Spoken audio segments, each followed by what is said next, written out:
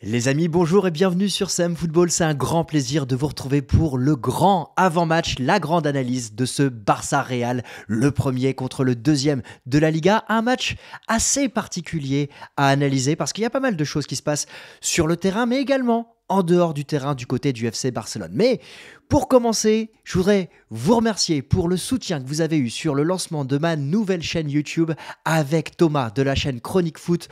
On a lancé le vestiaire et on se retrouvera dimanche soir à l'issue de la rencontre pour le grand débrief, le grand débat où on va analyser cette rencontre tous les deux. Parce que cette chaîne, c'est une chaîne duo et je vous invite, si ce n'est pas encore le cas, à vous abonner avec le lien qui est dans la description épinglé. Le vestiaire, la nouvelle chaîne YouTube duo du football qui va vous accompagner désormais. Gros projet, gros challenge. Je vous ai fait une vidéo spécifique ici si vous voulez en savoir plus. En tout cas, merci et n'hésitez pas à nous donner de la force. Alors, le grand avant-match entre le Barça et le Real, on va faire un point spécifique sur le Barça. On va commencer par ça. On va commencer ensuite par parler du Real Madrid. On verra les enjeux et notamment le titre qui pourrait se jouer évidemment sur cette rencontre. Et je vous partagerai mon pronostic en fin de vidéo. Cette vidéo, elle est sponsorisée par NordVPN, mon partenaire NordVPN. Alors vous le savez, ces dernières semaines, j'ai passé quelques jours, quelques semaines à l'étranger. Et quand je suis à l'étranger, je me dois de regarder les matchs de foot et je ne dois pas galérer. Et avec NordVPN, en un seul clic, je peux non seulement consommer des contenus diffusés en France, mais on peut également suivre des événements sportifs en clair et en direct dans certains pays, comme évidemment le match de dimanche. Alors, avec NordVPN, on peut aussi suivre d'autres choses. On peut suivre des films, des séries qui ne sont pas possibles, que vous ne pouvez pas visualiser sur votre territoire. Alors, grâce à CM Football, grâce à NordVPN, on a pu négocier une offre spécifique pour bénéficier de tous ces contenus et bien évidemment soutenir la chaîne. Je vous invite à aller voir avec le lien qui est dans la description également. Vous pouvez retrouver une offre spéciale qui vous permet de pouvoir économiser jusqu'à 60% et avoir de nombreux mois gratuits. Alors, n'hésitez pas à le faire parce que les 30 premiers jours sont satisfaits ou remboursés. Donc, ça peut valoir le coup de tenter justement votre inscription. Alors, on va parler de ce Barça qui est leader de la Liga, leader avec 9 points d'avance sur le Real Madrid. Un Barça qui a une défense très solide et ce sera évidemment une grande force de ce Barça face à ce Real. Alors, le Barça souffle le chaud et le froid parce que sur les 6 dernières semaines, on a ce Barça qui déroule en Liga malgré la défaite face à Almeria, mais surtout un Barça qui, après s'être fait sortir de la Ligue des Champions, s'est fait sortir de l'Europa League face à Manchester United. Est-ce que ce Barça fait peur encore en Europe ?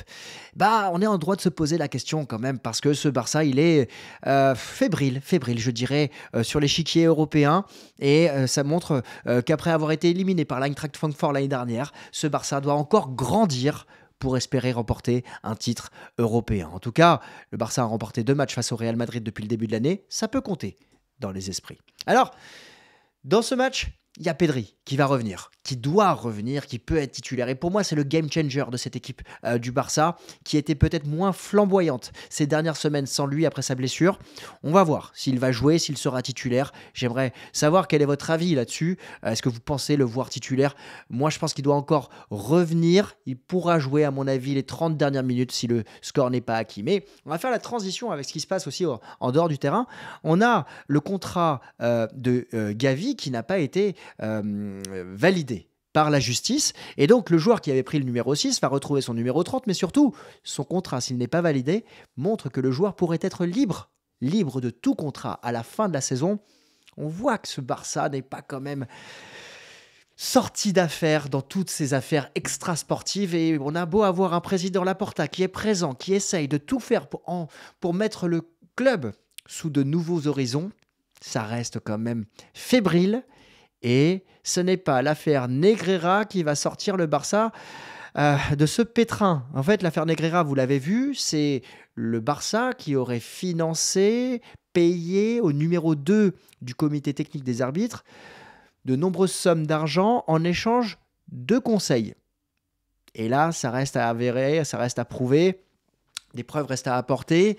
C'est quand même délicat. Il y a la présomption d'innocence, mais il y a quand même beaucoup de choses qui se passent autour de ce Barça. Et évidemment, les fans du Real Madrid ne se manquent pas de, de pointer du doigt ce Barça qui a remporté plusieurs titres durant cette période. On va voir ce qui va se passer. Mais c'est pas très positif quand même au niveau extrasportif depuis de nombreux mois du côté du FC Barcelone. En tout cas, il y a un autre point, alors celui-là c'est un peu polémique, mais c'est à mes yeux. Il y a un nouveau sponsor qui va être mis en place grâce au partenariat avec Spotify, c'est Rosalia. Bon, je vous avoue, je la connais pas, je sais pas qui est cet artiste, visiblement espagnol, mais elle va être mise en avant sur le maillot du Barça, avec un maillot qui va être vendu 400 € en édition limitée et on va avoir des maillots du match qui vont être vendus jusqu'à 2000 €, enfin 1899 en lien à la date de création du Barça. Bon, je reste un romantique du football. Pour moi, j'aurais aimé voir juste le maillot Spotify présent pour ce Classico. Comme le Real Madrid va peut-être faire un maillot spécifique pour l'occasion, ça reste du foot business, on sait comment ça fonctionne. Mais bon, je reste attaché aux valeurs traditionnelles et aux sponsors classiques pour ces rencontres. Dites-moi ce que vous en pensez en commentaire. Alors, côté Real, et bien la même chose, mais à l'inverse, c'est-à-dire que le Real a 9 points de retard sur le Barça, c'est immense. Et ce Real a quand même loupé le coche à certains moments. On pense au match nul face au Betis Séville qui aurait permis justement au Real de rester à 7 points. On pense au match nul face à l'Atlético Madrid. Ça aurait pu permettre au Real de revenir à 5 points du Barça. Ça aurait été intéressant. Mais on a ici, j'ai l'impression qu'on a un Real qui semble s'être détaché de la Liga. Alors peut-être qu'ils n'ont pas la capacité de le remporter, mais ce Real a cette dimension européenne et mondiale qui manque peut-être à ce Barça. Et ce Real Madrid a remporté la Coupe du Monde des clubs, un nouveau trophée dans le palmarès de ce grand club. Et ce Real a encore une fois montré à quel point il était important de briller au niveau européen en Ligue des Champions. Après avoir été menés 2-0 à Liverpool, ils ont été chercher la victoire 5-2 et ils ont été très sérieux lors du match retour face à ce même Liverpool avec un but de Karim Benzema. Mais surtout, mis à part les 3 premières minutes où on a senti le pressing de Liverpool, on a senti que le Real était présent pour justement marquer son territoire et aller défendre sa couronne. Cette vidéo, elle est réalisée vendredi, donc juste avant le tirage au sort. Vous retrouverez mon approche sur le tirage au sort, mon avis sur le tirage au sort du Real. On verra contre qui le Real joue. Mais en tout cas, si vous voulez avoir mon regard sur ce tirage, le lien est juste ici. Il y a toujours des choses quand même qui se passent du côté du Real Madrid parce qu'Ancelotti, malgré ses bons résultats européens et mondiaux, il reste sur la sellette et il pourrait quitter le Real à la fin de la saison. Alors on verra si c'est le cas, on verra si il vient à partir, qui serait sur le poste de Carlo Ancelotti. Est-ce que c'est Raoul? Est-ce que c'est Zinedine Zidane qui pourrait revenir? N'hésitez pas à me dire ce que vous en pensez en commentaire. Quel est votre regard? Si vous êtes supporter du Real Madrid, j'aimerais savoir. Voilà. Est-ce que vous trouvez Florentino Pérez peut-être dur s'il venait à limoger Ancelotti, s'il venait à ne rien remporter? Il reste encore la Coupe du Roi, on aura l'occasion d'en reparler. En tout cas, il y a toujours cette quête de recherche d'un nouvel attaquant. La Marca a encore titré sur Kylian Mbappé. Si tu veux la gagner, tu sais où il faut venir. Et ils n'ont pas tort. Parce que Kylian Mbappé est en train peut-être de s'enterrer au Paris Saint-Germain. Pareil, sur le vestiaire, on aura l'occasion d'en débattre prochainement avec Thomas. En tout cas, les finances vont bien. Le Real avance. Lapsus, le Real avance avec son stade qui va bientôt être prêt et qui sera flambe neuf. Ça dénote encore une fois avec le Barça qui, lui, doit faire les travaux pour les 2 prochaines saisons. Alors, le Real reste toujours attentif à ce qui se passe sur l'affaire Negreira. C'est constitué partie civile. On verra justement comment ça va se passer. Alors, les enjeux, eh bien évidemment le titre de Liga qui est en jeu. Pour moi, c'est clair. Si le Barça l'emporte, le Barça aura 12 points d'avance, il restera 12 journées. Le titre sera plié, ce seront les Blaugrana qui devront être champions, sauf évidemment cataclysme. Mais attention, si le Real l'emporte au Camp Nou, attention, revenir à 6 points sera évidemment la clé de la fin de la saison. Et ce Real aura de nombreux matchs à jouer, et notamment un quart de finale retour face au Barça. Ce match pourrait être l'opposé de celui qu'on va vivre dimanche à mes yeux, à savoir si le Barça l'emporte, le Real ira chercher sa qualification, en tout cas cherchera à réaliser cette qualification face au Barça. Si ce n'est pas le cas, attention. Le Barça a quand même un temps d'avance pour moi sur les 2 dernières rencontres. Il a remporté la Supercoupe d'Espagne et puis il a remporté la confrontation allée de cette Coupe du Roi. Il y a un avantage côté Barça qui est assez flagrant à mes yeux.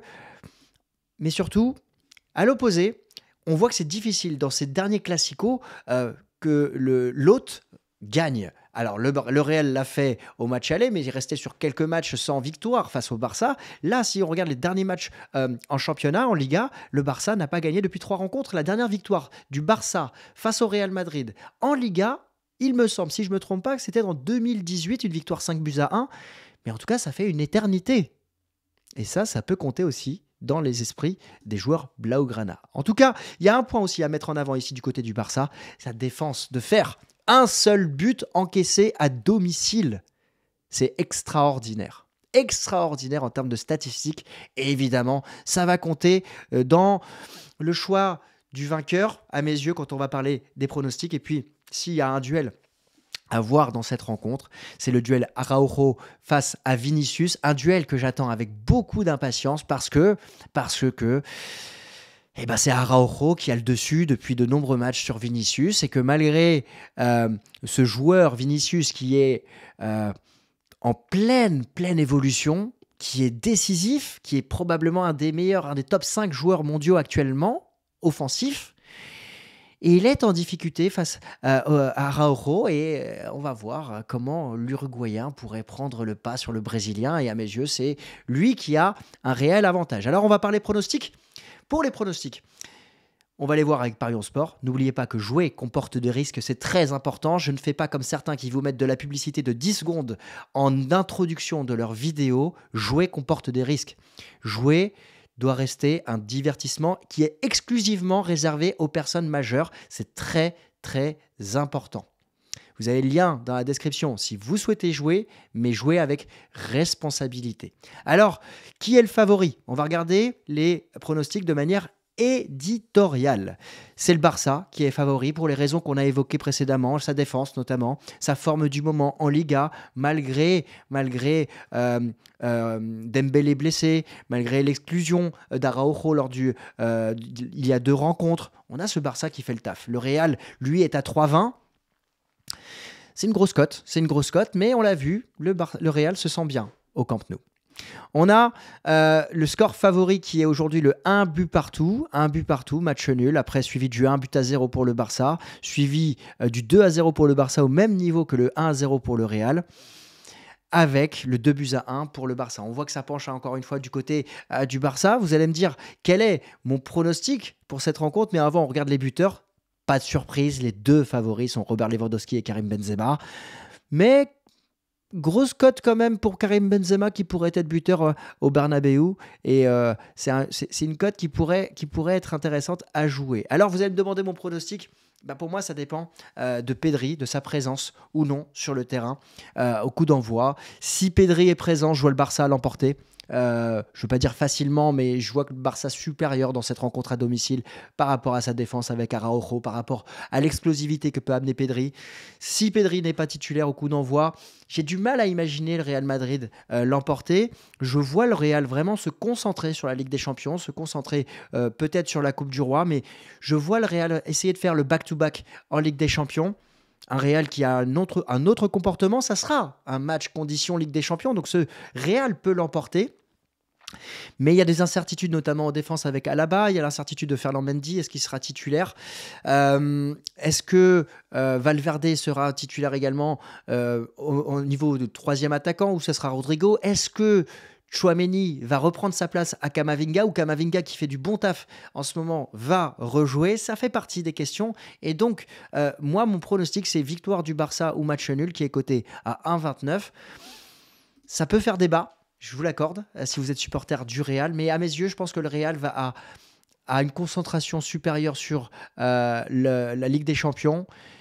Et ce match, pour moi, va soit leur permettre de rester à 9 points, soit aller permettre au Barça d'aller chercher son titre. J'aimerais savoir quel est votre avis. N'hésitez pas à me le dire en commentaire. Encore une fois, merci pour votre soutien pour le lancement de notre nouvelle chaîne Duo avec Thomas de Chronique Foot. N'hésitez pas à aller nous soutenir, à aller vous abonner sur la chaîne. On se retrouve dimanche soir sur Le Vestiaire, justement pour débriefer cette rencontre. Et entre nous, si jamais le Barça l'emporte, comptez sur moi, je vais bien chambrer Thomas. Toujours avec respect, mais évidemment, on va être beaucoup plus détendu là-bas et on va aller le titiller. Et si le Real l'emporte, je vous invite à venir me voir et me dire que j'avais tort et que le Real a fait le taf en mode Ligue des Champions. C'est le jeu. Faire des choix, il faut reconnaître ses erreurs à certains moments. Donc on y va.